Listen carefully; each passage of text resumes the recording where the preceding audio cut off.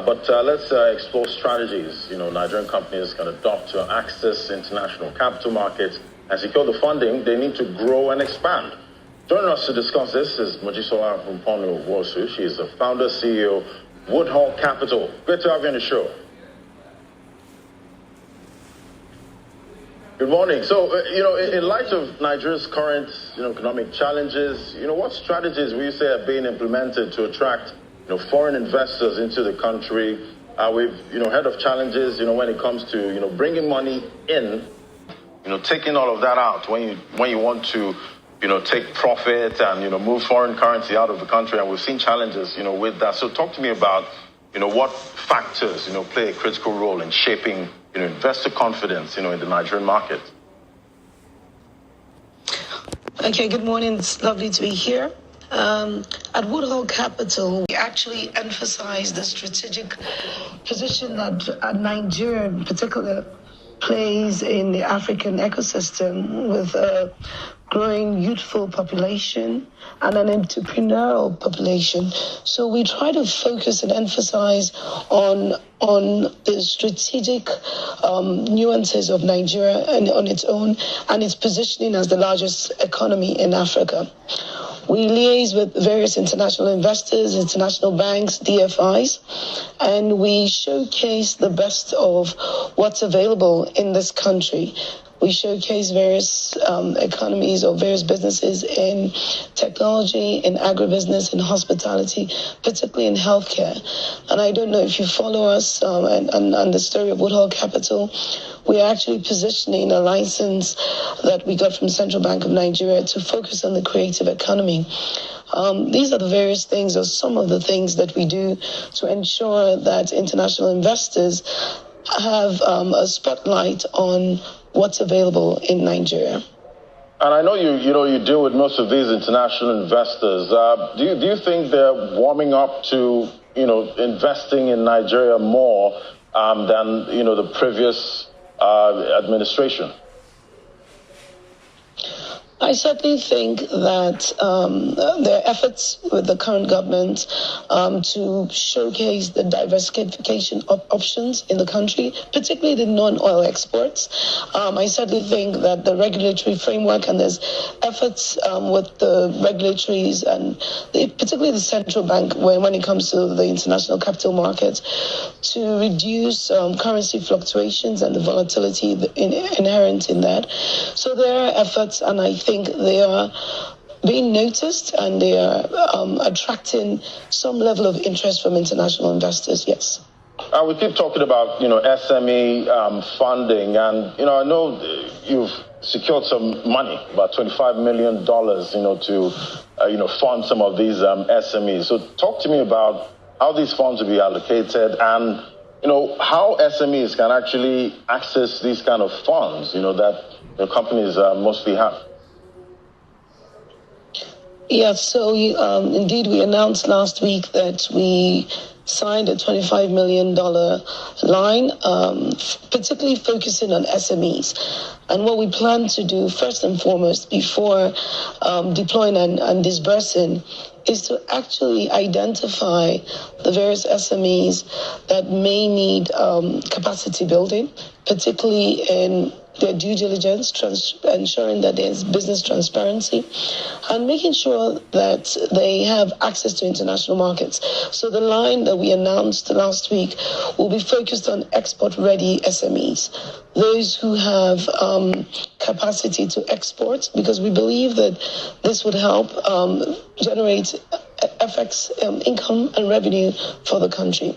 So the line would, first and foremost, would focus on capacity building, ensuring that they have access to markets, that they're export ready, that they actually understand what the international markets need, make sure that their quality of the products that they are getting ready is up to international standards.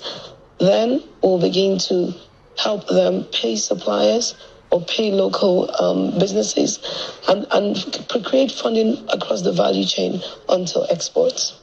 And, looking at some of these, export-oriented SMEs, are you seeing, some that have, potential to actually do very well, when it comes to, exports and, somehow also produce and supply locally?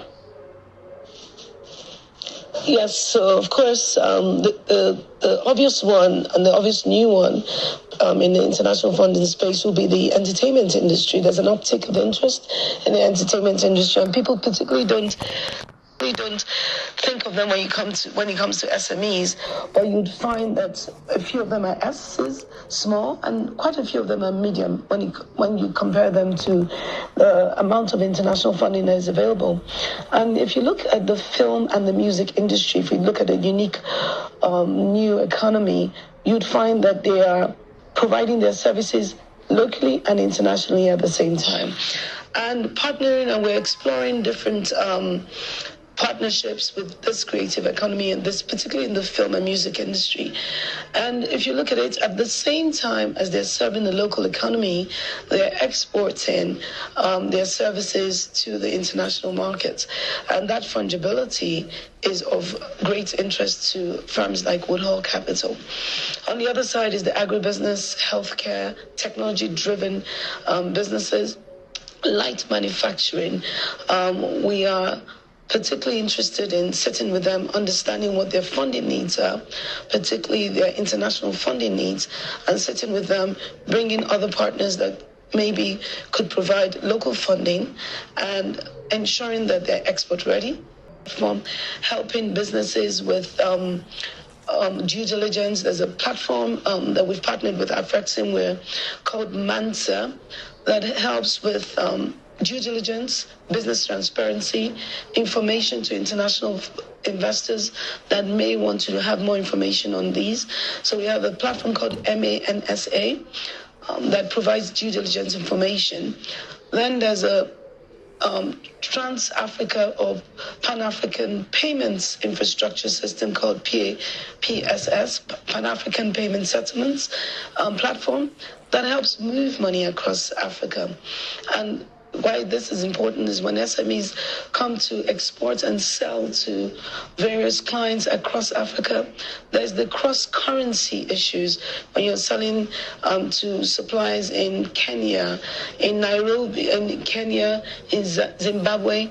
How do they pay you? How do you get your products to them? How do you pay local ports and other local agencies? So the Pan-African Payment Settlement System helps with that. And Woodhull Capital are agents and market makers on those platforms. So we are not only advertising and showcasing some of these companies to the international markets, we're actually getting involved in every single thing that removes the bottlenecks for them to compete effectively and at international standards. And definitely, when investing in a business or SME, sometimes the ideas are so shiny. But when you put your money in, sometimes you get a different outcome. So how do you assess risk?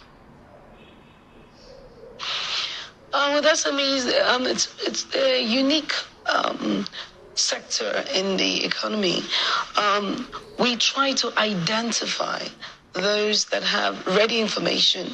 We try to make sure that we have data insight into them, record keeping, and that's why I said at the start that although we announced the 25 million, the huge role for us, irrespective of whether or not we have funding to disburse, is capacity building. So making them understand what is needed, making them understand what unlocks funding, I think, is the most important thing. Then sitting down with them and identifying those that, as I said earlier, are export ready and export funding ready.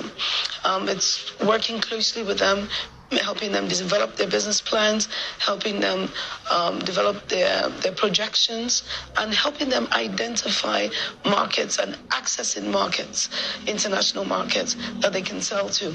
There's a platform, an African Trade Gateway platform, that has been set up again by Afrexim Bank, in which again we are market makers, where we allow them visibility and we provide visibility in this platform for both buyers and sellers. So SMEs, not only SMEs, but in this particular case, SMEs will be onboarded into that platform and will give them visibility to the international markets, and buying and selling occurs on that platform, and that's the African Trade Gateway platform. All right, thank you so much. It was great having a perspective. That was Mojisola Hunponu-Wusu, founder CEO, Woodhall Capital, and definitely, wish you the best in most of this funding. Thank you. Thank you. Thank you.